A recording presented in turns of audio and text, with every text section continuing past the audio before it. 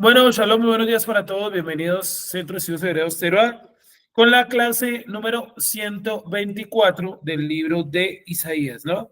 Hoy vamos a iniciar el capítulo 30, que será el último capítulo que veamos este año del calendario hebreo. ¿Listo? Entonces, capítulo número 30, clase número 124. Entonces, capítulo número 30, versículo 1, como lo pueden ver ahí en pantalla. 31. Esperen un segundito. Agrandamos aquí la letra. Ya. Hay hijos que se rebelaron, dice Yuhebahei, que tomaron consejo, pero no de mí, que se cubren con una cobertura, pero no de mi espíritu, que al final añaden pecado al pecado, que caminan bajando a Egipto y a mi boca no han preguntado, para fortalecerse en la seguridad del faraón y poner su esperanza en la sombra de Egipto.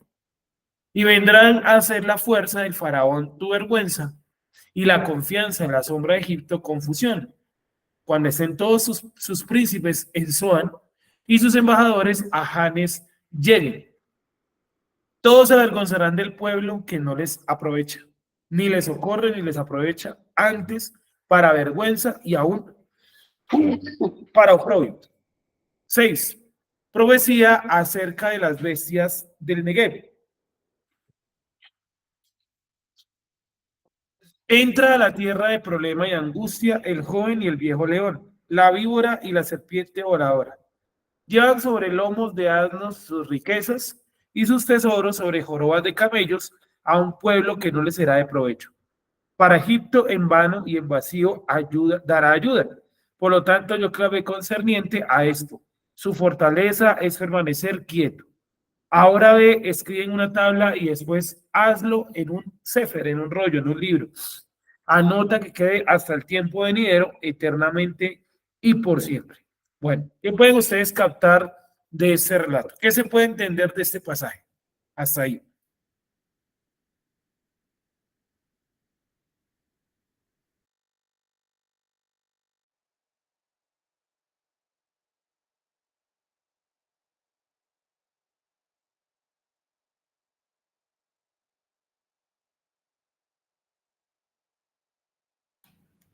¿Qué pueden ver ustedes ahí? ¿De qué está hablando?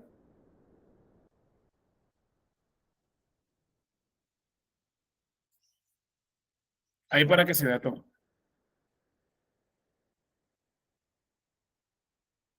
Ya estamos grabando, ¿cierto? Sí.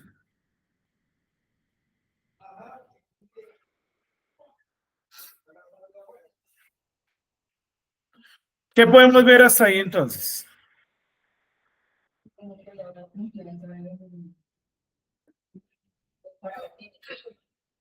Hay una confianza en Egipto. ¿Qué más? Eso es con lo que arranca el texto, ¿no? Diciendo que colocarán su confianza en la sombra de Egipto, en la fuerza de Egipto, dice también más adelantico, ¿no?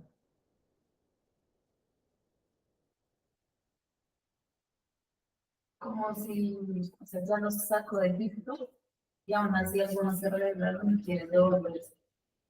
Bueno, como volverse a Egipto. ¿Qué más? Esa parte de los camellos y eso, ¿a qué hace referencia?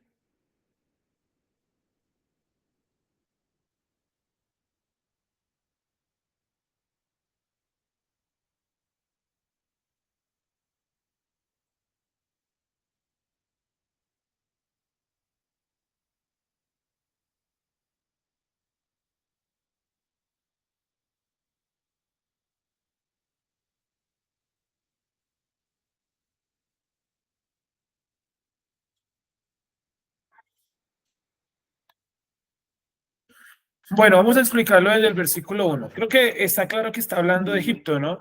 Pero ¿en qué sentido? Vamos a ver el versículo 1 nuevamente. Hay hijos que se rebelaron, dice Yuhebahei, o sea, aquí nunca los deja de llamar hijos. Se está refiriendo a los israelitas, ¿no? Entonces los sigue llamando hijos y está diciendo que ellos, a los israelitas, se rebelaron, ¿sí? Se rebelaron. Cuando la escritura, y ya lo hemos dicho en otra ocasión, ¿no? Cuando utiliza la expresión rebelión, quiere decir que ellos conocían la Torá o conocían la profecía, ¿sí? Entonces yo no me puedo revelar cuando yo no conozco algo, ¿correcto? O sea, yo solamente me puedo revelar en la medida que yo conozco ese algo contra lo cual me revelo. Yo no puedo decir, hoy me revelo contra las leyes de Colombia si yo no conozco cuáles son las leyes de Colombia. O me revelo contra mi papá y contra mi mamá si yo no conozco a mi papá y a mi mamá. Es decir, yo solamente me puedo revelar contra aquello que ya conozco. ¿Hasta ahí es claro? Hay hijos que se rebelaron. O sea, ¿contra qué se rebelaron los israelitas? ¿Qué creen ustedes? ¿Contra qué se rebelaron ellos?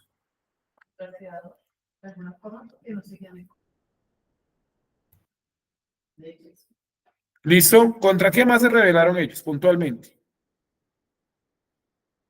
Contra el Eterno. ¿Contra qué? Disculpa, ¿nos repítenos? Contra el Eterno.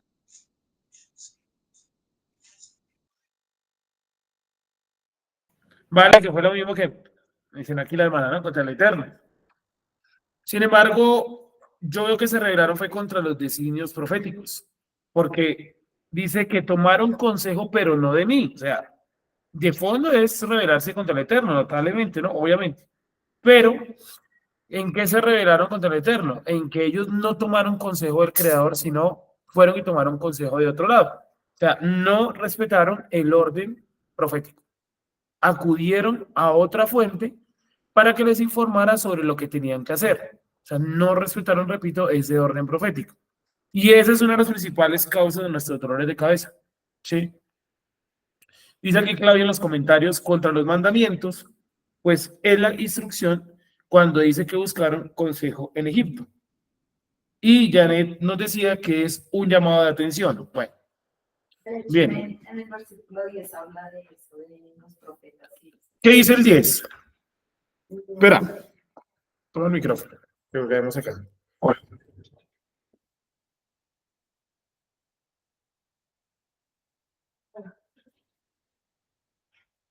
¿Cómo es?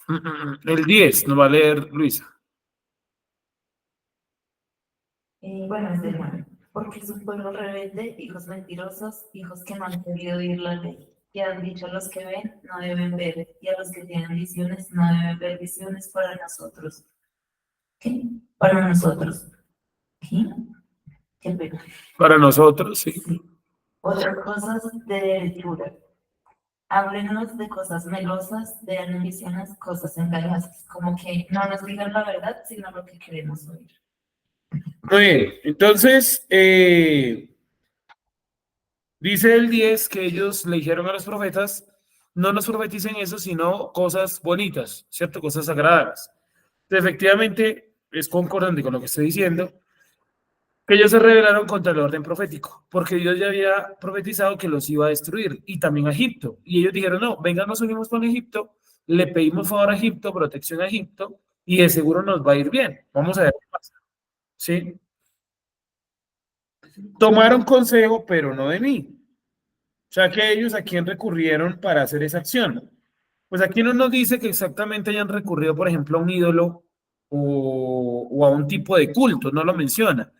Pero para poder decir el futuro, antes, o sea, en la antigüedad, siempre se hacía uso de algún tipo de culto, algún tipo de interpretación de lo espiritual. Casi todas las culturas de la antigüedad, por no decir que todas, interpretaban que todo lo que pasaba en este plano se debía a algo que estaba destinado o marcado en el plano de lo espiritual.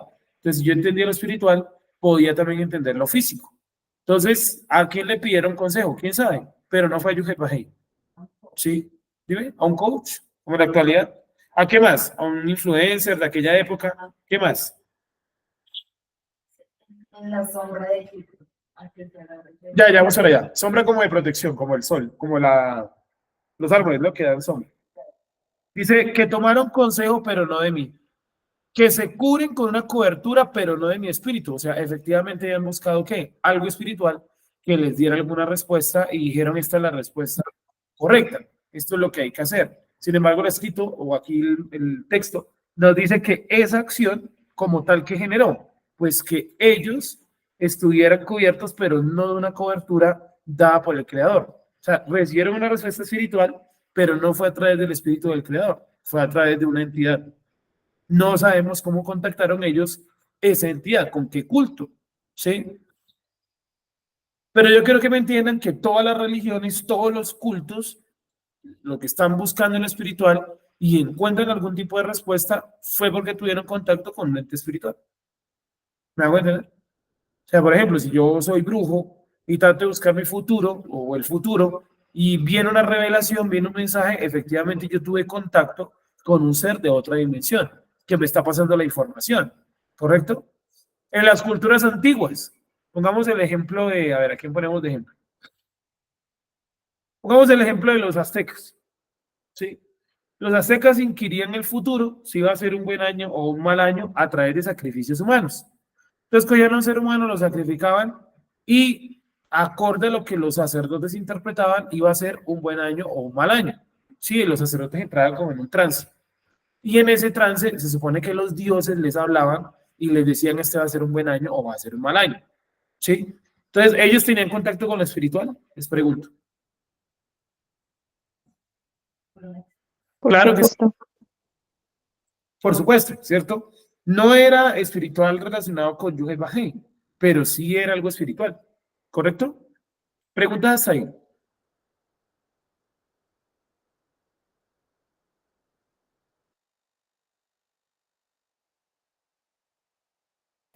Seguimos entonces. Entonces, ¿recibían ellos respuesta o recibían esas culturas de la antigüedad respuesta del espiritual? Claro, el problema es que no era la espiritualidad de Yuhei Bajei, pero era algo espiritual. Sí, indudablemente lo era, ¿correcto? Vamos a leer, por favor, el 2. Alguien que lo lea de la hojita.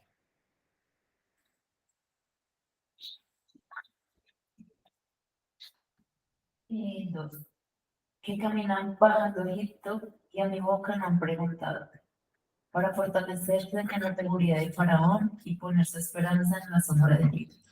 Vuelvo a leer el 1, porfa. Qué pena que me faltó un pedacito ahí. Solamente el 1. Ay, hijos que se rebelaron, dice Yuhei, que tomaron consejo, pero no de mí, que se cubren con una cobertura, pero no de mi espíritu. Que Sí. al final añaden pecado al pecado. Que añaden pecado al pecado. Ya, ahora sí. Vuelve a leer el 1, porfa. Es que quedó recortado. Ay, hijos que se rebelaron, dice Yudhei Badhei, que tomaron consejo, pero no de mí, que se cubren con una cobertura, pero no de mi espíritu, que al final añaden pecado al pecado. Muy bien, entonces, como lo vemos acá, está diciendo que ellos se cubrían con una espiritualidad, pero no era la espiritualidad del creador. Aquí es difícil determinar qué culto utilizaron ellos para que esa entidad les dijera, miren muchachos, la respuesta es ir a Egipto a pedir protección. O sea, eso fue lo que les dijo la entidad. No sabemos mediante qué culto, aquí el texto no nos dice, pero yo supongo para mí, ¿cierto? Supongo para mí en la lectura, en el contexto, yo supongo que tuvo que haber sido o Baal o Asera, que fueron los dos principales ídolos que tuvieron los israelitas en el pasado, ¿cierto? Tanto que cuando investigan allá en Israel, siguen encontrando rastros de Baal y Asera por todo Israel. Y uno dice, pero ¿por qué si esta gente en teoría creía en Yuhet Bajei? Sí, en teoría porque realmente el pueblo tuvo más momentos oscuros que llenos de luz, ¿sí? Y realmente se institucionalizó la Torah para estudiarla hasta después del exilio babilonio, con el regreso de los hasideos, ¿no? Antes de eso, el estudio de la Torah era realmente escaso. ¿Cómo lo podemos ver en el Tanakh? Está. Sí, el estudio de la Torah era escaso, casi nulo. ¿Le han leído el libro de jueces, por ejemplo? El conocimiento de la Torah en el libro de jueces es paupérrimo. No hay prácticamente ninguno de los personajes que nos muestre que era cumplidor de Torah. Incluso el mejorcito de todos, Gedeón, no sería Sansón, sino Gedeón, que todos los jueces es el que actúa de manera más correcta. De todas maneras, terminó adorando con su familia un estandarte que él hizo, que en este momento se me olvidó qué era. Era una cosa de oro, pero no me acuerdo. ¿Quién me ayuda a mirar en jueces? Rápidamente. ¿Era la serpiente de oro? No, era otra cosa. Y la serpiente no era de oro, era de cobre. Era un elemento de oro que ellos adoraban. ¿No era como una misma imagen de él? No, No, no. Busquemos porfa en el libro de jueces. ¿Cómo se llama? Gedeón.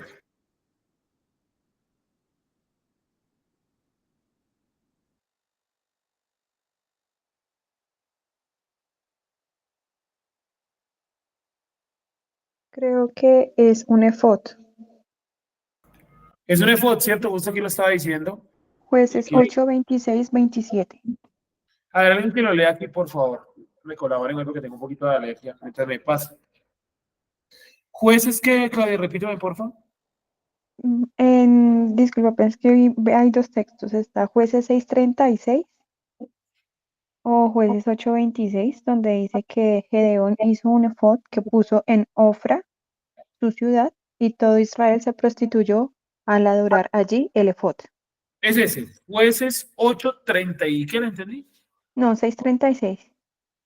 El que acabas de leer es el 6:36. Sí, pues es lo que me dice internet. Leamos ese. Jueces 6:36. Alguien que lo lea aquí con micrófono. Y Gedeón le dijo a Dios, si de veras me vas a usar para salvar a Israel, como tú mismo has dicho, voy a poner el cuero lanudo de una oveja en un lugar donde se trilla el trigo. Si por la mañana la lana está mojada de rocío, pero la tierra está seca, sabré que de veras vas a usarme para salvar a Israel, como tú mismo has dicho. No, ese no es. Ahí hasta 9:21. 9:21. ¿Es el 8 cuál es, Wendy? ¿El 8 qué? 8:27, que ya Claudia no lo había mencionado. Jueces 8:27. Léelo, por favor.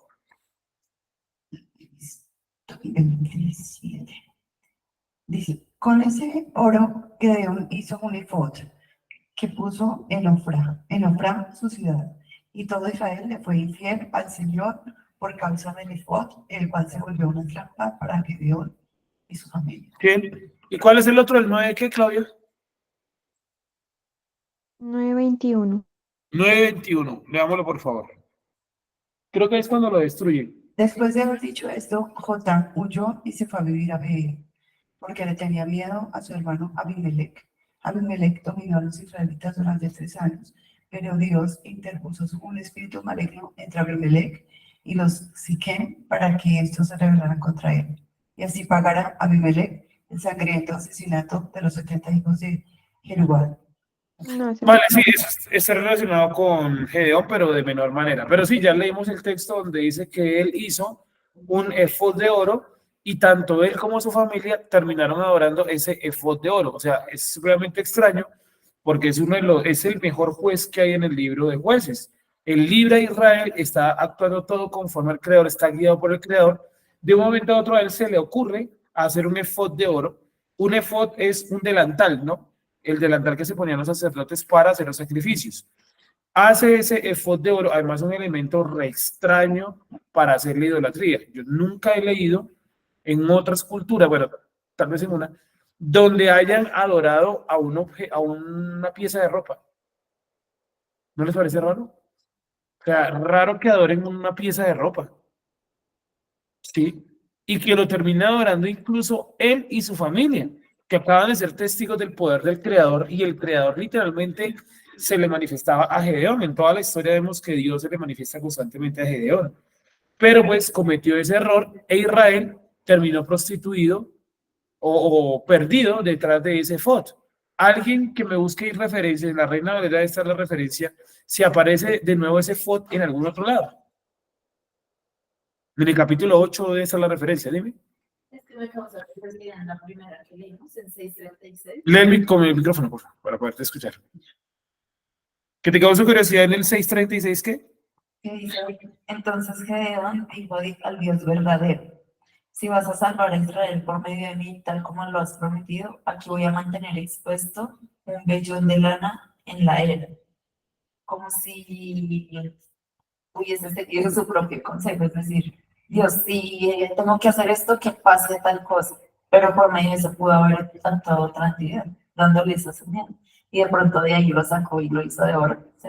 No, no, efectivamente Dios sí se le revela. Lo que pasa es que hay muestra es que hay una ausencia de Torah.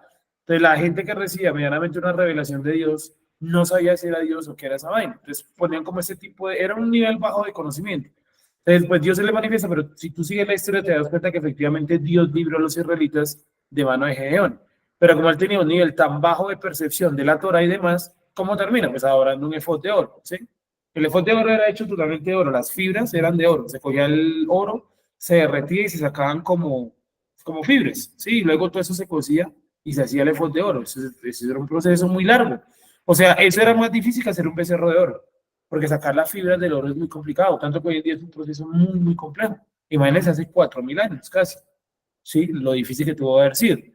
Pero digamos que todo este contexto de los jueces lo coloco principalmente porque quiero mostrarles que en el libro de los jueces nos muestra que el estudio de la Torah fue mínimo. La gente no sabía. ¿Por qué Sansón no sabía que no podía acercarse a un cadáver? Probablemente sus padres no le enseñaron. Sus padres, él le cuenta al papá. Y el papá, no, perdón, en la primera medida él lo hace a escondidas del papá, ¿cierto? Pero él nunca dijo esto es bueno, esto es malo. Tampoco el papá le recomendó, no aparecen como esas recomendaciones. Entonces, se nota que el nivel de estudio de la época de los jueces fue muy mala. Y fue una época bastante larga, casi 300 años de los jueces. Durante 300 años prácticamente la Torah estuvo oculta. Entonces, por eso es bueno entender que cuando por ahí en el libro de Esdras dice que durante 600 años, 800 años, creo que eran, los hijos de Israel no habían celebrado Pesach, pues miren la época de los jueces, si no me creen. ¿Sí? Claudia, te escuchamos.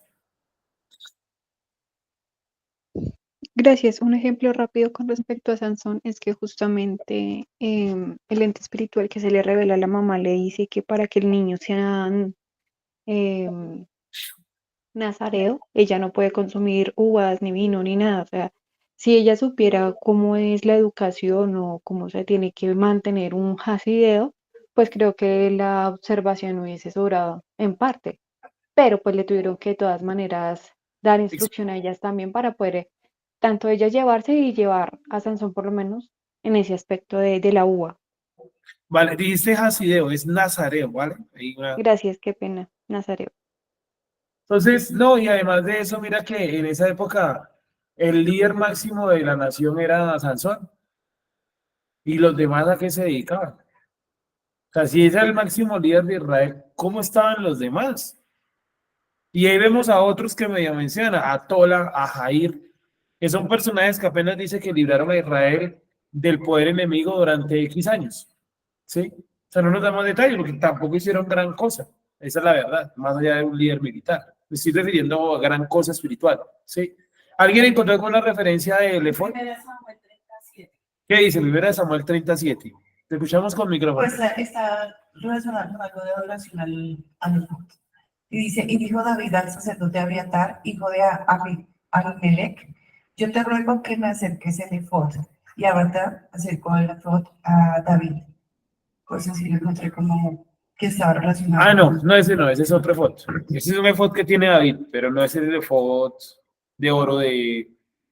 Sé que me lo busca, yo me acuerdo que me parece que hay como una otra referencia a ese efod, me parece.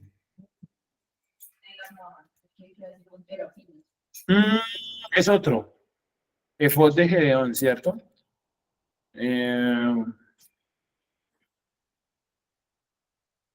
Dice que hay un comentario en el judaísmo, aquí es lo que estoy investigando acá, que hay un comentario en el judaísmo que no solamente hizo el efod, sino todas las ropas sacerdotales, porque él quería ser el nuevo sacerdote y por eso Dios lo castigó. Dice que está en un texto en unos comentarios sefarditas del siglo XIV. Sí.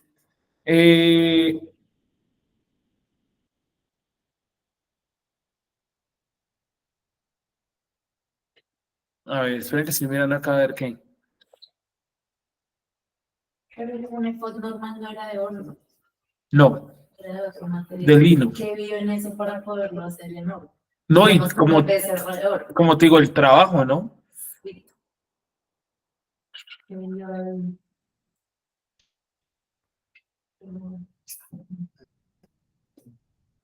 Eh, Jerobaal, dice acá. Ese era el otro nombre de Gedeón, ¿cierto? Jerobaal. ¿Me ayudan a buscar, porfa? En este momento no me acuerdo. Ese libro ya lo estudiamos, pero en este momento no me acuerdo de esa historia puntualmente. Jerobaal, creo que se llamaba. Jueces 6:32, sí, efectivamente. Jueces 6:32. Miremos un segundo, Jueces 6:32.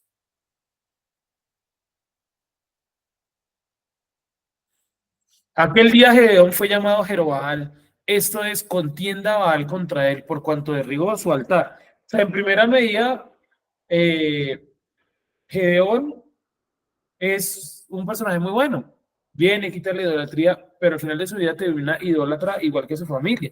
Entonces eso nos muestra, no sé de qué tribu sea Jerobbaal, o sea, Gedeón. ¿Qué me ayuda a mirar? Debe ser 6-1, ¿no?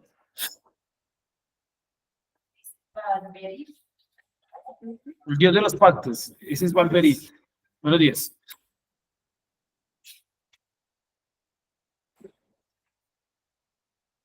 No dice, creo que no dice de qué tribu era.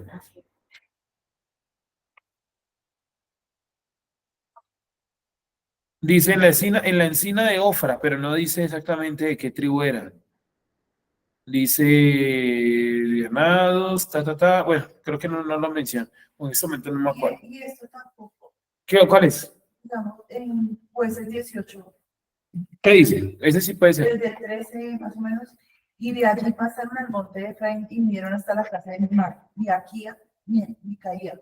Entonces aquellos 5 hombres que habían ido a reconocer la tierra de Lais dijeron a sus hermanos, ¿no sabéis que en esas casas hay efod y terafines?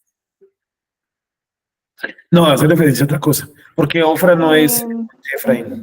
Discúlpame, es de la tribu de Manasés. Tribu de Manasés, gracias. Entonces, bueno, cada uno de los jueces pertenece a una tribu distinta. De hecho, son en total 12 jueces, uno por tribu.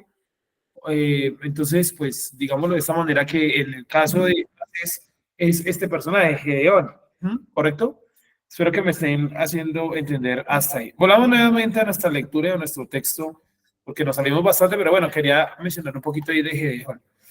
Entonces, les decía yo que a veces las personas creen que están invocando y que tienen la espiritualidad del Dios de Israel y encuentran alguna respuesta, pero esa respuesta no es del Dios de Israel. Lo acabamos de mencionar.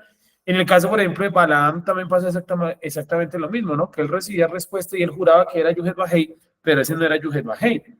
En el caso de Gedeón, al final de sus días, pues él se cubre una espiritualidad que no es la que el Creador quiere. ¿Sí? ¿Correcto? Ahora, yo creo que Gedeón lo que estaba buscando era un nuevo sacerdocio, proclamarse él como sacerdote. Me acordé porque más adelante dice que los hijos de él y los hijos, creo que del hermano, matan a unos tipos que también les compiten como en el poder. 70 tipos creo que son. ¿Qué dice? Usa el micrófono, por favor. ¿Qué es un terafín? Unos dioses de este tamaño. Dime.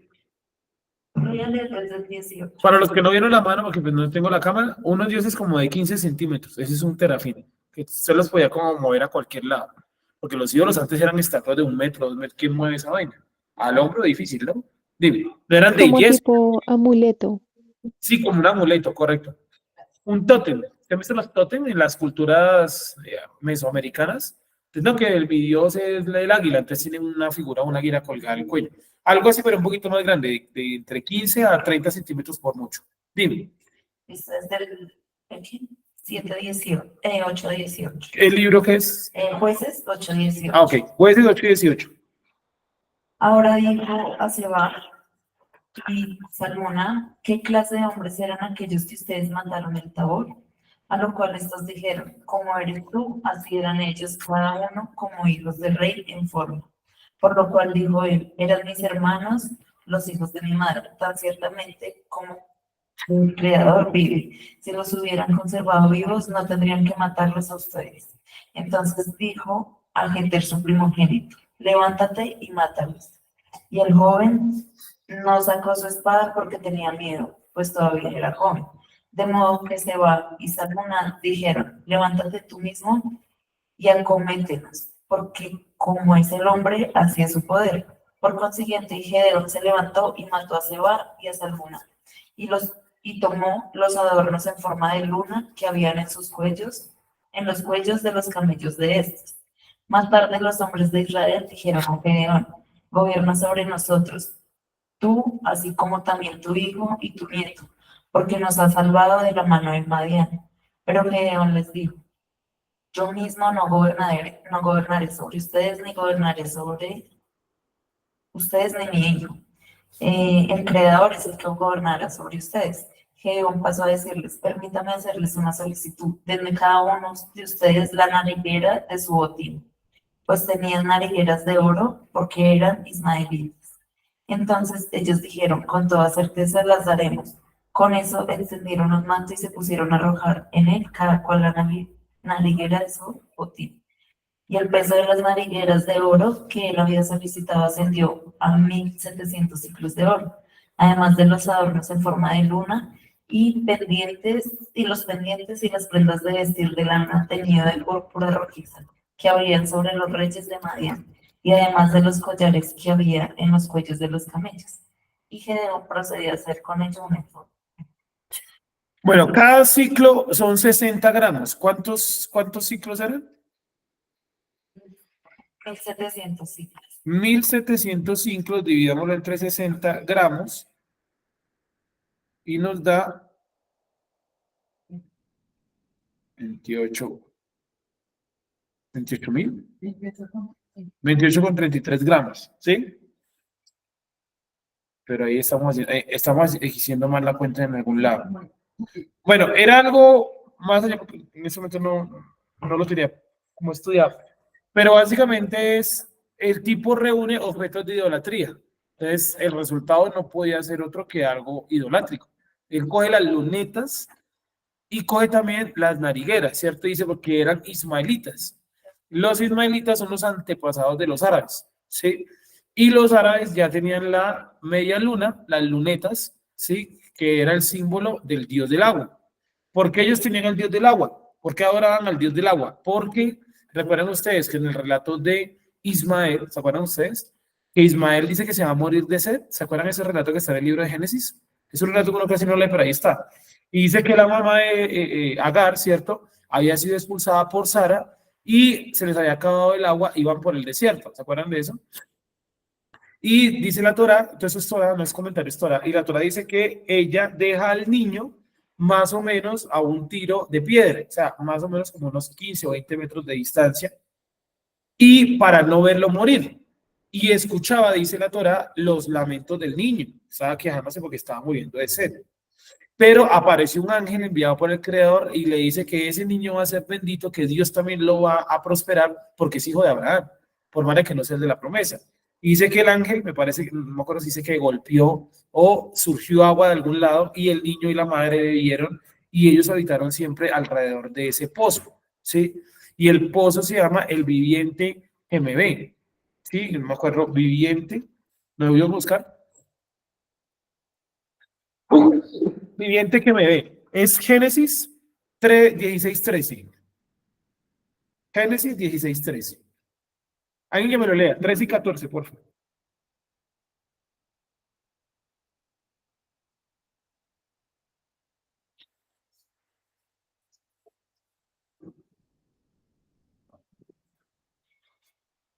¿Cómo dice? Génesis 16, 13. Entonces llamó el nombre del Eterno que con ella hablaba, tú eres Elohim, que ve, porque dijo, ¿no he visto también aquí al que me ve? Por lo cual llamó al pozo, pozo del viviente que me ve. He aquí, está en Cades y Beret. Eso es al sur de Israel, casi prácticamente hoy en día es Arabia, ¿sí? Prácticamente es Arabia. ¿Es el norte de Arabia o el sur de Israel? Entre esos dos, el sur de Israel es el norte de Arabia, para que quede claro. En esa zona fue que se le apareció el ángel y no me acuerdo si dice que le dio agua o sacó agua. ¿Qué es lo que dice ahí? 7. Y la halló el ángel del Eterno junto a una fuente de agua en el desierto, junto a la fuente que está en el camino de Shur. Y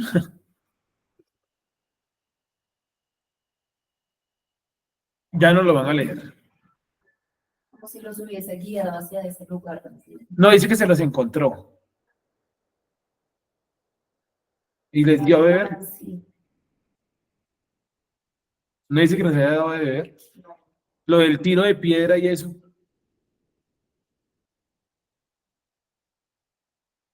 Estamos leyendo Génesis, capítulo ¿qué? 16. Viviente que me ve. Y aquí vemos algo interesante. Miren que en el 16:13 dice, entonces llamó el nombre de Yud-Heh-Vah-Heh, que con ella hablaba, tú eres Dios que ve. O sea, ella no interpretó que ese fuera Yud-Heh-Vah-Heh. El que estaba hablando con ella era Yud-Heh-Vah-Heh, pero ella dijo, no, este se llama es ¿cuál? El Dios que ve. ¿Sí? El Dios que ve. Alguien que me ayude a mirar en el hebreo esa expresión, ¿cuál es? El Dios que ve. Porque dijo, no he visto también aquí al que me ve. O sea, ella hace una interpretación, ve al ángel y dice, este es el Dios que ve. No dice, este es un enviado de Yuhei, pues, obviamente porque ya no tenía ese nivel de conocimiento. En otro relato, pero cuando los echan, ese. ¿Cómo es ese es el que me interesa, el que los echan? Génesis 21, 14. Listo. El Roy, es ese, el Roy, esa expresión, el Roy. Bueno, después lo vemos aunque no tiene nada que ver con eso. ¿Cuál es el versículo, perdón? Génesis 21, 14. Ese pasaje del 16 sirve para poder explicar que la gente puede recibir un mensaje del Creador e interpretar que es otro Dios. Pero después lo vemos porque es una explicación bastante larga y la quiero dar en una de las fiestas porque me parece que es un tema muy, muy chévere y con ese pasaje me sirve. Y hay otro, pero bueno, después lo vemos bien. Dime, ¿21 qué? 14, ahora sí te escuchamos. 21, 14. Entonces Abraham se levantó muy de mañana y tomó pan y un odre de agua y lo dio a Agar, poniéndolo sobre su hombro, y le entregó el muchacho y la despidió. Y ella salió y anduvo errante por el desierto de Beerseba. Y le faltó agua del odre y echó al muchacho debajo de un arbusto.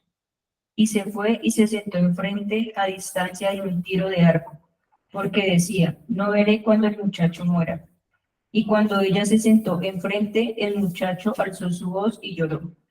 Y oyó Elohim la voz del muchacho, y el ángel de Elohim llamó a Agar desde el cielo y le dijo, ¿qué tienes, Agar? No temas, porque Elohim ha oído la voz del muchacho en donde está. Levántate, alza al muchacho y sosténlo con tu mano, porque yo haré de él una gran nación. Entonces Elohim le abrió los ojos y vio una fuente de agua, y fue y llenó el odre de agua y dio de beber al muchacho. Y Elohim estaba con el muchacho y creció y habitó en el desierto y fue tirador de arco. Y habitó en el desierto de Parán, y su madre le tomó mujer de la tierra de rey. Ahí está, ¿no? Entonces dice que le abrió los ojos y vio una fuente de agua. Entonces el ángel le consiguió agua a estas personas para que no se murieran de sed, principalmente al muchacho, que era el que estaba protegido porque ser descendiente de Abraham, ¿no?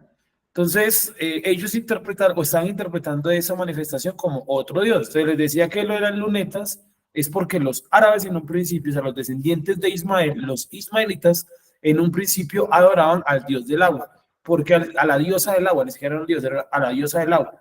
¿Por qué a la diosa del agua? Primero que todo, porque el muchacho se salvó de esta forma y por el relato del viviente que me ve. O sea, ya habían ocurrido dos acontecimientos relacionados con agua. Ellos relacionaron que era el dios del agua. ¿Por qué una diosa? Porque la figura masculina para los árabes fue ausente, porque Abraham no estaba. ¿Sí me voy a entender? O sea, para los ismaelitas no había figura masculina, que Abraham fue un padre ausente. ¿Ausente por qué? Porque los echó de casa, lo acabamos de leer, ¿sí o no? Y entonces ellos crecieron fue como en una especie de matriarcado, basado en Agar. Entonces, esa figura femenina tomó fuerza, se convirtió en una especie de diosa, más lo del agua, la diosa del agua, que es el origen de Alá, que es una diosa del agua. Sí, por eso ellos andaban con lunetas. La luneta que representaba a la diosa del agua. ¿Por qué lunetas? O lunas, bueno. Sí, luneta es media luna. ¿Por qué andaban con símbolos de luna? ¿La luna qué es? Es como la atracción, es bueno, la que influye en el movimiento del agua, más exactamente la marea del mar, si no estoy mal. Sí, influyen en los movimientos del agua del planeta, pero además de eso es lo femenino, porque el masculino, ¿quién es? El sol. Sí, me hago entender, entonces la representación femenina del control del agua es la luna. Por eso hasta el día de hoy el símbolo de los árabes, ¿cuál es? Una media luna, con una estrella, ¿no? Y esa estrella es Saturno. ¿Sí sabían eso? Pero ella también es como Shazzy. No, esta es de otra mitología, de la cananea, esta es de otro lado. Ah, Preguntica hasta ahí. Entonces, la media luna es la representación de la diosa del agua. Ya expliqué por qué una diosa y por qué no un dios, y ya expliqué también por qué la luna, porque es la femenina de la naturaleza, del espacio por lo menos. Y la estrellita que le colocaron hoy en día, esa estrellita es Saturno, en la actualidad. Antes ellos no, pues aquí aparentemente no adoraban a Saturno, parece que adoraban solamente la luna o alguna diosa de la luna, del agua, pero como tal no adoraban a Saturno, eso es más como reciente, de los árabes, ¿correcto? ¿Estamos hasta ahí? Claro, ustedes miran cualquier bandera árabe y tiene la media luna. De hecho, allá no hay cruz roja, ¿sí saben eso? Allá no existe la cruz roja, allá existe la media luna roja, porque la cruz roja es el símbolo del cristianismo. La cruz roja, la que atiende a los heridos, a los enfermos, ¿no? Bueno, allá también llegó esa institución, la cruz roja, pero se colocó la media luna roja. Si quieren, busquen, verán, la media luna roja. Voy a buscarlo acá. Pero si alguien lo puede buscar, pues mejor, para que nos lo lean. La media luna roja dice IFRC y aparece el símbolo de la cruz roja junto a la media luna roja. Dice, la Cruz Roja, Movimiento Internacional de la Cruz Roja y de la Media Luna Roja, comúnmente conocido como la Cruz Roja Internacional o la Media Luna Internacional. Es un movimiento humanitario mundial de características particulares y únicas en su género, por su relación particular con base de convenios internacionales con los estados y organismos internacionales por un fin verdaderamente humanitario. Esto reúne Comité Internacional de la Cruz Roja, que es la que conocemos aquí en Colombia, en Occidente, y la Federación Internacional de Sociedades de la Cruz Roja y la Media Luna Roja, además de las Sociedades Nacionales de la Cruz Roja y de la Media Luna Roja. ¿Sí lo están viendo en internet? Entonces, cuando usted vaya a un país árabe, de pronto en algún momento va, donde la religión sea el Islam, no diga, ¿y aquí dónde queda la Cruz Roja? No, ¿dónde queda la Media Luna Roja? Que es la misma institución, pero con otro nombre, porque si no los musulmanes se ofenden. Para ellos la cruz es una ofensa. ¿Vale? ¿Y si ven la Media Luna? ¿Eso es cuarto menguante o cuarto creciente?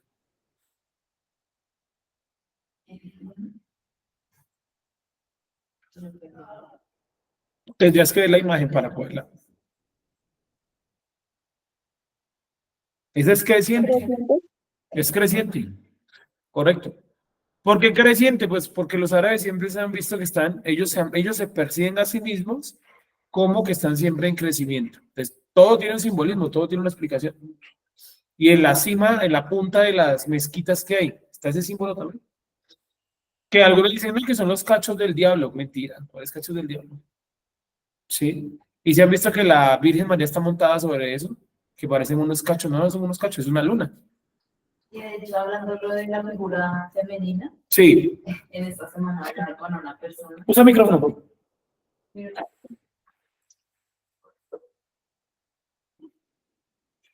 Que pues, cada quien elige qué mentira creerse, ¿no? Pero ella pues defendiendo su creencia, su religión católica. Ok. Y decía que es que ven a la Virgen, que la gente no entiende que es tan sencillo como ver a su propia mamá. Ujú. O sea, una idolatría ahí bien suavecita. Y sí, que es la mamá de Jesús y que no es idolatrarlo, sino reconocer esa autoridad de mamá. Pero si uno va y mira el contexto de casi todos, pues falta el papá. Entonces es muy fácil pasar a idolatrar a la mamá y así mismo pues recibir ese tipo de cultos. Correcto. Verla ahí. Que la noche lo decíamos, ¿no? Que la vida de Yeshua en su juventud, desde que es un niño hasta que se convierte en un adulto, hasta que es nombrado Mesías por Juan el Bautista, es un misterio, o sea, no está. Entonces los católicos dijeron, eso fue que la mamá lo cuidó. Le enseñó todo lo que él sabía. Mentira. Él iba a estudiar con los judíos. Y su padre tuvo que haber sido también algún tipo de estudioso, o por lo menos alguien que le incentivó a ir a la sinagoga, pero como ese espacio de tiempo quedó perdido, por eso no encontramos a José por ningún lado. Entonces, y José, no, pues aparece ahí en el día del nacimiento, y no se sabe si se murió, si lo dejó abandonado, porque ese pedazo de la historia de Jesús no la quitaron. La adolescencia. Y es probable que cuando ya Yeshua tenía 30 años, es probable que ya José hubiese muerto. Tenía una edad superior a la de María. Era la costumbre de aquellos días, ¿no? Igualmente la gente se casaba desde los 11 años. No es como hoy en día que socialmente, culturalmente vemos mal y está mal casarse antes de determinada edad, ¿no? Y aún así nuestros abuelos, mi bisabuela, perdón, se casó a los 12 años. ¿Sí o no? Mi abuela, ella se casó, una de mis abuelas, perdón, se casó a los 20 años. Entonces ya no fue a los 13, sino a los 20. Yo a los 27. Y la gente cada vez se casa como más arriba, ¿no? Más después de los 30. Hoy en día es rarito el que se casa antes de los 30. Y es rarito el que se casa también. Sí, me hago entender. Y a mucha gente le dice a uno, no, pero tan joven, ¿por qué se va a casar? Y luego es que hay una ley que impide eso. Y también con los hijos, ¿no? Dime. Con los hijos. Mi abuelita tuvo 10, mi no sé qué tuvo tantos. Yo tengo un perro y lo castré. Exacto. ¿Y lo qué? ¿Y lo qué? Lo castré. Ah, ya. Y lo casé, ¿y qué? Sí, no, re loco. Entonces, eso va cambiando. Hoy en día yo opino que está mal casarse. En mi postura Torah, yo diría que está mal casarse antes de los 20 años, según lo que yo veo en la Torah. Que la Torah toma la mayoría de edad como los 20 años, pero hay personajes de la Biblia que se casaron antes de los 20 años, pero era otra cultura.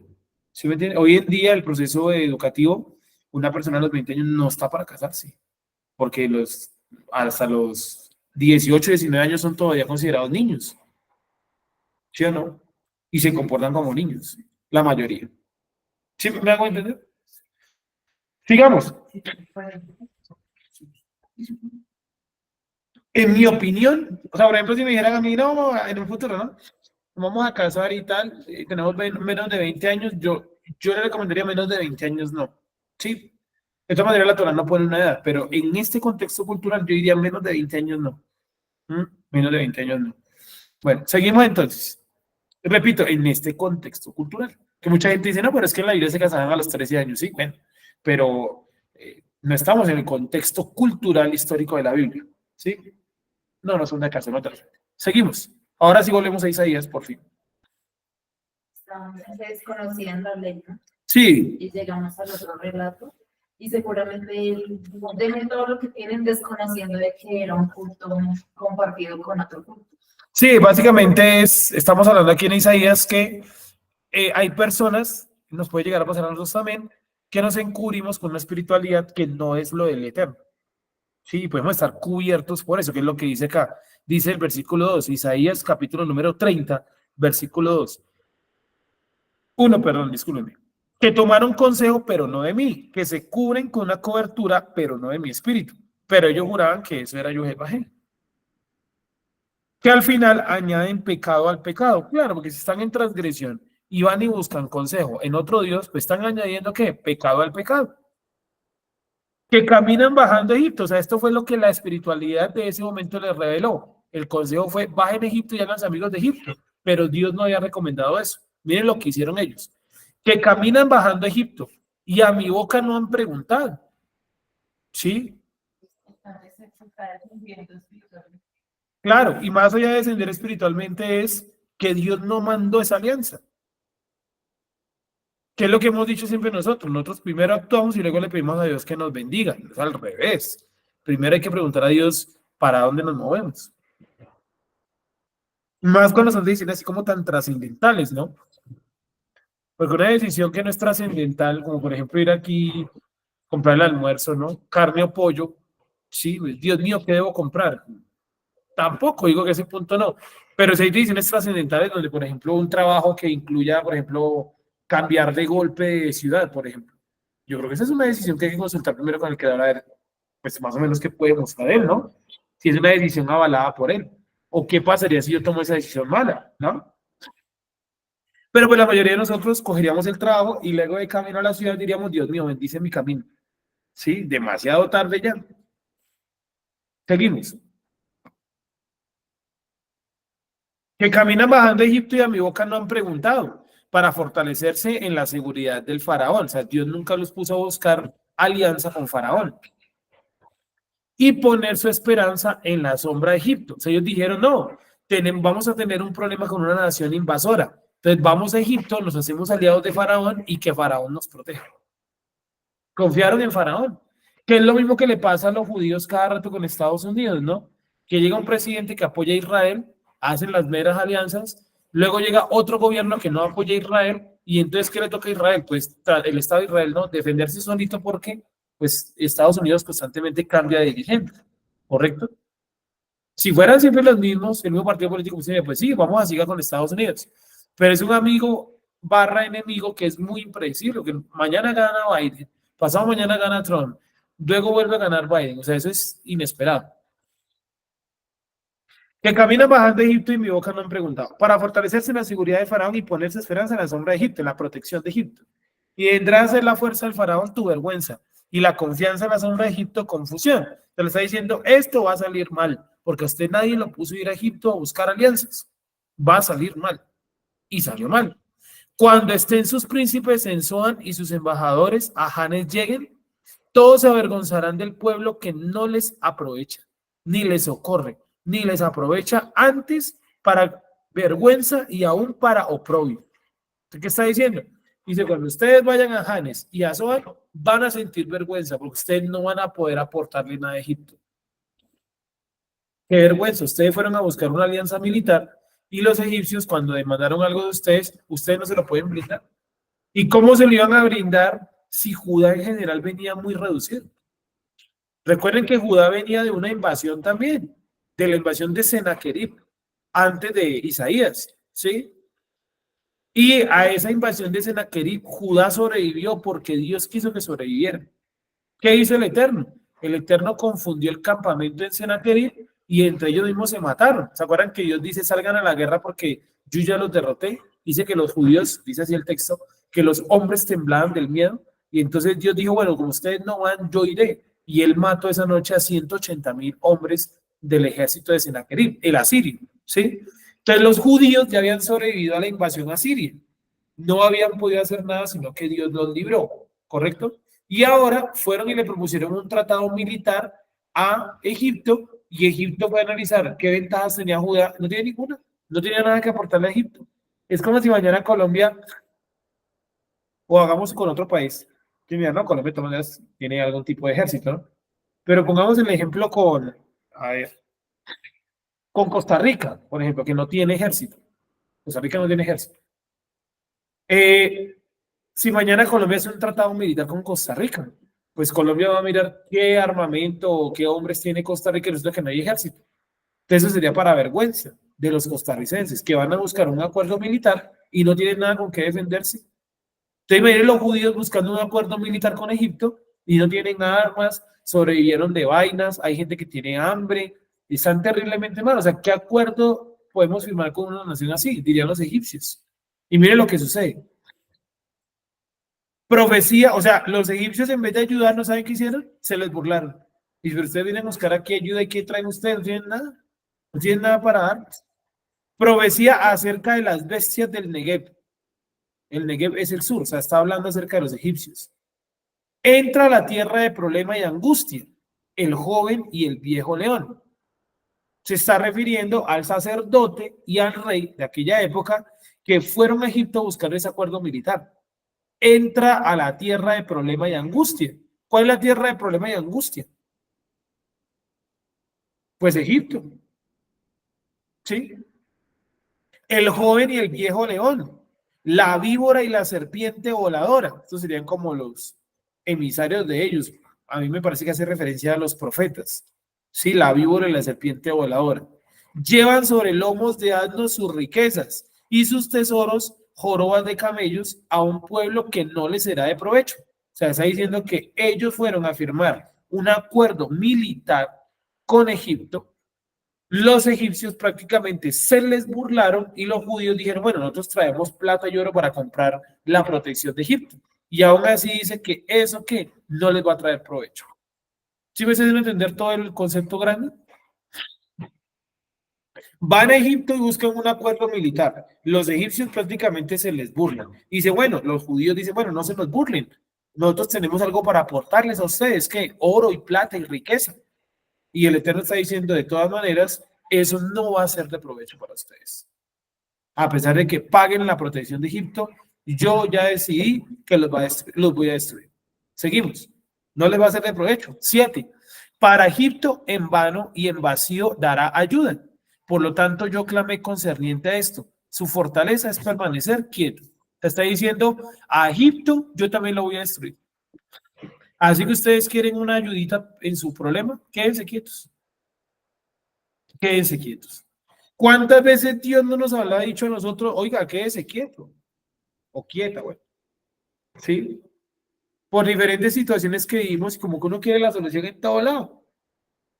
Entonces estoy enfermo de tal cosa, entonces voy al médico, voy al especialista, voy a donde no sé quién, voy a donde el brujo, voy a donde aquí, voy a acupuntura, voy aquí una cosa y de pronto Dios dijo, lo mejor para eso es quedarse ¿qué? Quietecito.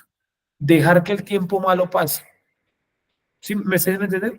Entonces mira que acá dice el versículo número 7, para Egipto en vano y en vacío dará ayuda. O sea, todo lo que está haciendo Judá buscando la ayuda de Egipto es totalmente inoperante.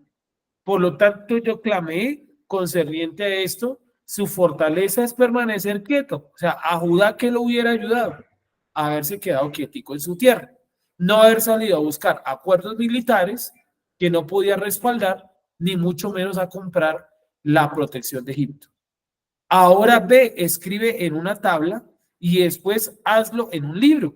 Anota que quede hasta el tiempo venidero, eternamente y por siempre. O sea, Dios está diciendo que se acuerden que yo les advertí que eso no iba a funcionar. Ni un posible acuerdo militar con Egipto, ni tampoco iba a funcionar que ustedes compraran la protección de Egipto. O sea, al ver de que no podían respaldar un acuerdo militar, ¿qué se le ocurrió a los judíos, a la tribu de Judá? Se le ocurrió comprar la protección de Egipto. O sea, comprar los carros y las armas y los guerreros. Y resulta que Dios está diciendo que ninguna de las dos va a funcionar, porque Él va a destruir Egipto. Y entonces eso representaba un problema para Judá, porque el único país alrededor que podía brindarle algún tipo de ayuda era Egipto. No había más países o pueblos que pudiesen darle un acuerdo militar. No había, no lo había. ¿A quién le iban a pedir? ¿A los campesinos de Moab? ¿A los pocos que habitaban de los hijos de Ismael? ¿A los nómadas de Ismael? No, al único país que le podían pedir ayuda militar era Egipto. Y Dios está diciendo que eso no va a servir. Ni como acuerdo militar, ni como compra de protección. Están condenados. ¿Me dice entender hasta ahí? ¿Tenemos de pronto alguna pregunta o alguna duda? Claro, ¿no? O sea, ellos fueron a Egipto a buscar un acuerdo militar o a comprar la seguridad basado en qué? En una mala espiritualidad. ¿Quién sabe a qué entidad o qué entidad les transmitió esa información? ¿Ustedes quieren ser salvos? Vayan a Egipto. Allá van a encontrar salvación. No sabría yo decirles qué entidad, ni tampoco mediante qué culto. Yo supongo que tuvo que haber sido el culto Acera o alguno de esos dos cultos utilizaron para que esa entidad les dijera vayan a Egipto. Pero todo era mentira. ¿Me hago entender hasta ahí? Sí, todo clarísimo. Entonces la gente queda un brujo, una bruja, un hechicero, y le dice, no, la solución a su problema es hacerse 4 años con ruda.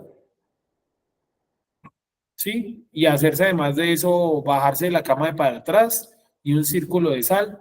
¿Sí? Esa es la solución. Sí, eso le puede estar diciendo el ente, pero de pronto Dios le está diciendo lo que le dijo a los judíos acá. Ustedes pueden comprar la mejor ruda, pueden comprar la mejor sal, hacer el mejor círculo, hacer 200 baños con ruda. De todas maneras, yo ya determiné lo que va a pasar. ¿Qué sería lo mejor? Quedarse quietecito. ¿Sí? Quietico. Porque de pronto usted va a empeorar su juicio, haciendo cosas que no debe hacer. Y eso no le pasa a mucha gente. ¿Cuántos conocidos? Bueno, tenemos que de pronto han hecho eso, que están en lo que ellos llaman una mala racha, entre muchas comillas, van donde el brujo, la hechicera, San Gregorio, como lo quieran llamar, San Gregorio, el brujo, la hechicera, le dice que hay que hacer, hay que comprar las fragancias, no sé si son visto, no son como, son como unos extractos, ¿no? De plantas, que venden como unos tarritos así. Riegos, baños, exacto. Entonces que hay que comprar tales riegos, cada riego de esos debe valer un montón de plata, no sé cuánto porque no estoy muy enterado del tema, pero sí sé que venden un montón de frasquitos así llenos de esencias, ¿no? Que eso es alcohol con aromatizantes. Es una no, que la esencia de caléndula, ¿cómo no? Vaya a comprar la esencia de caléndula y verá cuánto le vale. Vale un montón. Primero a ver si la consigue, porque eso lo utilizan a modo industrial. Entonces le venden ahí esos mezclas de alcohol con aceite o aceite, lo que sea, y hágase un baño con esto. Entonces la gente dice, no, yo fui donde el brujo, donde la hechicera, donde el mago, donde el adivino, donde el curandero, donde San Gregorio, y me dijo que me tenía que hacer un baño con esto. De pronto le está pasando lo de los judíos en esa época. Están yendo a Egipto a buscar protección y Dios ya dijo que su mala racha, entre comillas, va a continuar. No podemos saber. Es más, ya Dios pudo haberle colocado incluso fecha de muerte. ¿Sí o no? Y por más de que la persona haga todas las protecciones del mundo, si Dios te colocó fecha de muerte, ¿quién te la va a quitar? Nadie. Ni el riego más poderoso que haya. Así es la esencia de caléndula de verdad que estamos diciendo en el ejemplo. ¿Me hago entender hasta ahí? También, bueno, eso aterrízalo a su vida y es usted y yo, ¿cuántas veces hemos caído de pronto en eso, no? De hacer cosas a la apresurada y de pronto la solución es calma, tranquilo que ya Dios tiene un proyecto. Y por más de que usted trate de revertirlo, es complicado. No es imposible. Es imposible. Y miren que hay otras religiones, creencias que opinan algo similar, que cuando el universo, dicen ellos, ¿no? El universo, Dios o la fuerza del yin y el yang ya han determinado un destino, lo mejor que yo puedo hacer es fluir con ese destino, no ponerme a luchar contra corriente. Entonces ellos hablan mucho de la capacidad de adaptación. Y yo creo que la Torah habla también en parte de eso. Y yo veo mucha, sí, más que aceptación es como adaptación. Yo veo mucha adaptación en David, por ejemplo. Me parece que es el personaje que más se adaptó. Y por eso creo que Dios estaba con él, porque era una persona que se adaptaba. O sea, cogía lo que Dios le tiraba. ¿Sí? Entonces, cuando dice que lo estaban persiguiendo, se escondió en unas cuevas, ¿se acuerdan? Él nunca había vivido en unas cuevas. Y después dice que le tocó irse a vivir a Filistea. Y en Filistea, ¿qué? Hacerse pasar por demente. 20 años se hizo pasar por loco. Es un montón de tiempo, ¿no? 20 años. Dice que la gente lo veía y se le burlaba. Este no fue el David que mató a Goliat. ¿Y por qué no le hacían nada? Pues porque tenían miedo de que él haya matado a Goliat. O sea, él también supo adaptarse. Dijo, no me puedo ir a vivir a Judá porque allá me van a matar. A Israel tampoco. Entonces me toca irme a ir a un lugar donde medianamente me tengan algo de miedo y algo como de respeto. Le tocó irse a ir a Filistea. Se adaptó.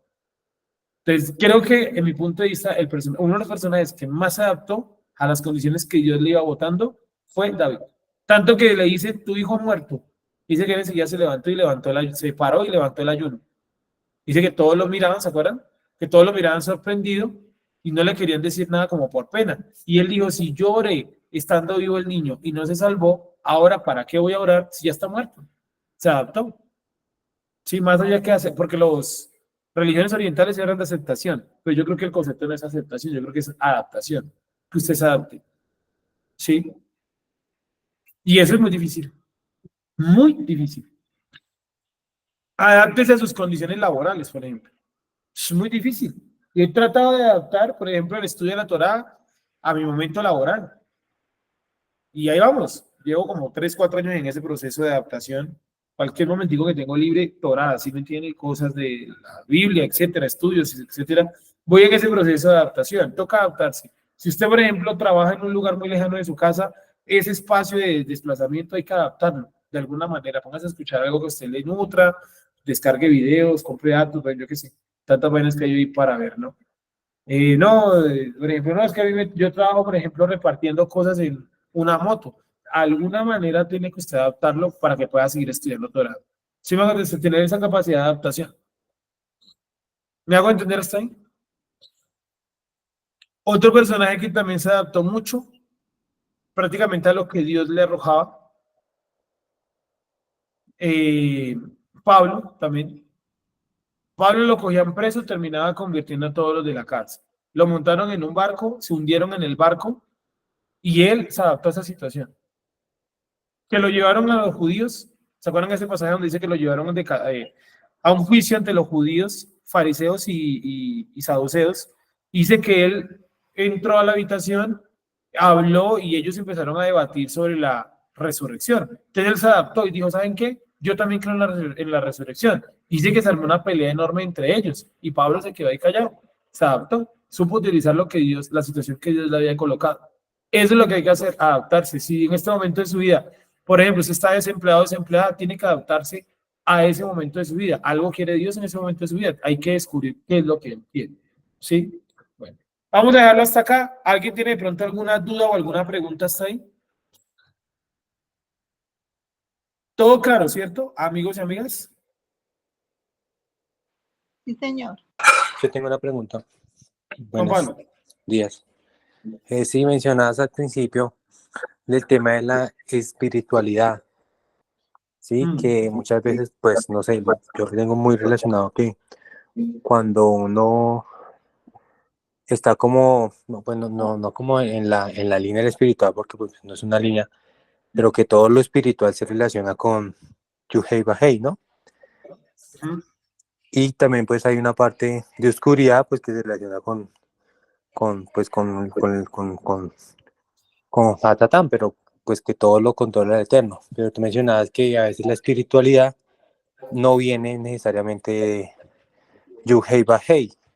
Entonces ahí sí me entra como un poco la confusión, porque pues lo espiritual, hasta donde yo tengo entendido, proviene del Eterno. De pronto es la recepción lo que de la persona como lo pueda, como se pueda representar esa manifestación. No sé Sí, si lo que yo decía, como en choque, ¿se me va a entender? vale, sí, lo que yo decía era, que lo habíamos mencionado al puro principio, que llegaste un poquito después, es que obviamente en la espiritualidad, pues el máximo regente es Yuhei Bahei, ¿no? Como en todo.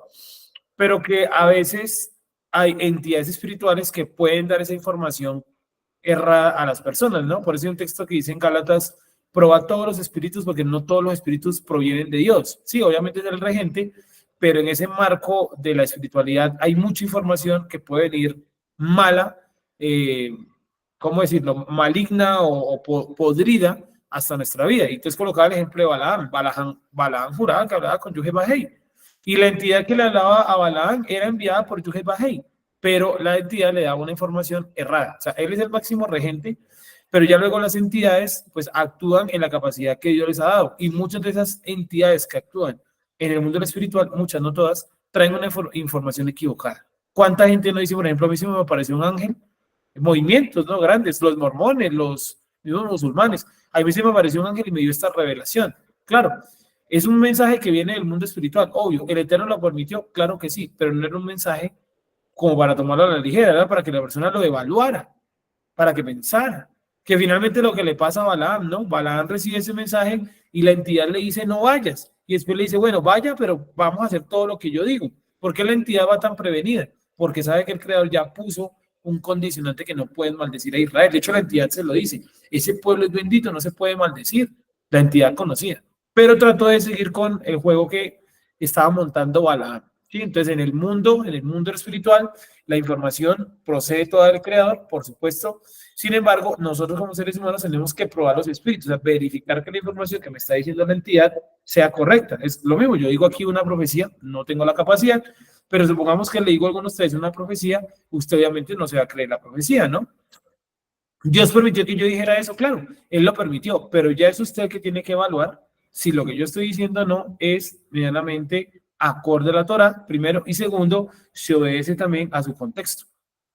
¿Me hice entender? Entonces, en el mundo espiritual, el máximo regente, igual que en todo lado, es Yuhei Bahei, pero esos mensajes, en el plano más bajo, las entidades transmiten información que puede llegar a ser falsa.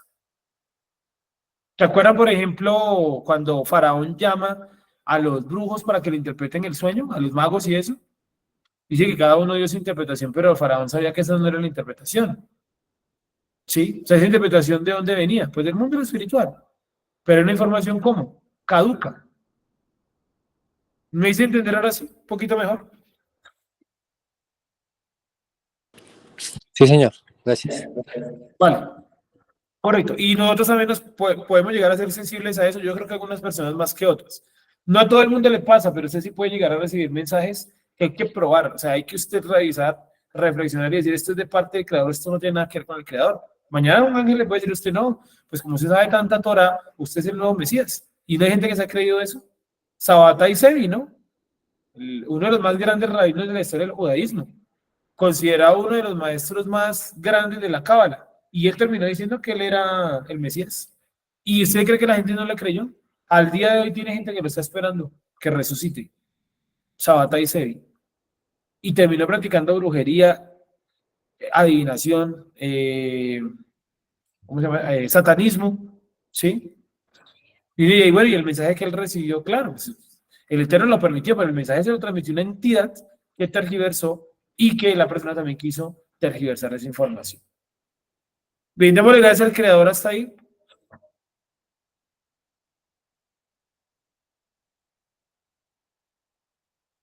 Entonces nos queda exactamente como 3 Shabbat más, no recuerdo ya, 1, 2, 3, como 4 Shabbat más nos quedan para dar final a nuestro año hebreo, ¿cierto? Ya estoy prácticamente en la etapa final del calendario con las fechas de las fiestas y todo eso. Esta semana ya prácticamente lo terminé. Yo creo que las fechas se las vamos a conocer después, ¿vale? Cuando ya tenga bien cerrado como el archivo, que lo estoy trabajando, pero no he terminado del todo. Y le recordamos que, bueno, más tardecito vamos a hacer nuevamente la presentación de los cursos del mes de marzo. Tenemos 3 cursos, la Yeshivamit en número 12, ¿cierto? Con la vida de Caín y Abel. Luego vamos a tener arqueología bíblica, unas clases, creo que son 3 clases, y por último, el nivel número 2 de la cábala que se llama Los místicos tempranos en el judaísmo, donde vamos a hablar de Hanía ben Hacaná. Bueno, Rab Akiva también puede ser. Wendy, por favor, pero pues vamos a hablar principalmente de Hanía ben Hacaná, que es el creador del Anabe Koach, que es una oración del judaísmo que ellos la repiten y la repiten y la repiten y la repiten y tiene mucha profundidad, y el escritor del Sefer Habaek y posiblemente el escritor del Sefer Yetzirah, de donde obtuvo él esos conocimientos. Resulta que este sujeto estudió en la misma escuela que Pablo, era estudiante de Gamaliel, perdón. Es decir, que Pablo también puede llegar a tener cosas de ese contenido. Es decir, que en la obra de Hanía ben Hacaná puede haber también elementos paulinos o de Pablo. Bueno, eso es un poquito lo que vamos a estudiar. Son varios los que vamos a ver. Y luego vamos a terminar hablando del Sefer Yetzirah y Sefer Habair, ya como obras como tal, ¿sí? Ya qué contienen, de qué hablan y como para dónde van. Ya yo creo que esta noche coloco por ahí la publicidad para los que quieran adquirir el paquete Teruá o los que quieran comprar los cursos por separado, pues ya ahí lo verán, ¿vale? Oremos, ahora sí, le gracias al Creador. Padre, te alabamos, santificamos tu nombre y tu presencia es eterna y duradera con nosotros. Ayúdanos, Padre eterno, a fortalecer nuestra emuná, que podamos encontrar verdaderamente tu palabra, profundizar en ella, actuar conforme a tu voluntad. Escucha la oración de tu pueblo porque tú siempre nos escuchas. Tú siempre tienes misericordia de nosotros. Tú siempre te acuerdas de tu pueblo, de Israel. Tú siempre, Padre eterno, hablas al corazón y al alma de nosotros, los hebreos. Tú nos has colocado como luz de este mundo, no porque los demás no tengan luz, Padre eterno, sino porque nosotros podemos llegar a ser ese vehículo a través del cual tú lleves la Torá. Queremos ser, Padre eterno, esos vehículos que tú uses para llevar la Torá a la humanidad, a las familias de la tierra, como prometiste a Abraham, nuestro patriarca. Gracias, Padre eterno, por las personas que en este momento están aquí reunidas, a las personas que están a la distancia de manera virtual y a todos aquellos que han colocado en su corazón, alma y ser por completo el guardar este Shabbat. Te alabamos y te santificamos solamente a ti. Te damos la gloria y la honra, Padre eterno, hoy y siempre. Amén. Amigos, muchas gracias. Nos vemos en la próxima ocasión. Que Dios los bendiga. Y bueno, recuerden que también tenemos la sede acá por ahí para el arriendo del mes de marzo. Buena tarde y que estén muy bien. Gracias. Shalom a todos. Gracias, Muchas shalom. gracias. Shalom, Sergio. Gracias. Shalom, buena tarde.